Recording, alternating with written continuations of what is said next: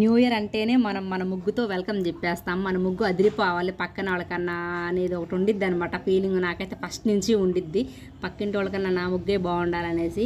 ఇంకా కలర్స్ అయితే ఇంకా చెప్పాల్సిన అవసరం లేదు, మనకి అంత ఇష్టమైన కలర్స్ అనమాట, బాగా చేసేసుకుంటాం. ఇక్కడ ఏం జరిగిందంటే ఈ ముగ్గు స్టార్ట్ చేయడం 11ంటికి అయిందనమాట. ఎందుకంటే మా తోడుకోళ్ళ వాళ్ళు వీళ్ళందరూ యార్డ్కి వెళ్ళారనమాట. యార్డ్లో ముగ్గులు వేసే వాళ్ళు కొట్టు దగ్గరని 3:30కి వెళ్ళి 11ంటికి వచ్చారనమాట. అమ్మ నాయన అప్పటికి నేను ఒక నిద్ర కూడా అయిపోయిందనమాట. మళ్ళీ వచ్చి పిలిచింది, సర్లే అని చెప్పేసి ఇక నేనే కదా ముగ్గు వేసేసేదని వేసేసాను. ఇక్కడ ఏంటంటే ఆరిపోయినాక అంటే కలర్స్ అతుక్కో అని చెప్పి జస్ట్ ఓట్న నీళ్లు జల్లమన్నాను. అలా జల్లమంటే మొత్తం ముగ్గు నిండా శుభ్రంగా ముగ్గు పోయేటట్టు పోసేసింది అనమాట. ఎందుకమ్మే పోసామంటే అక్క నీకు ముగ్గు గుర్తుండిద్ది కానీ ఒక కౌంటర్ వేసింది అనమాట.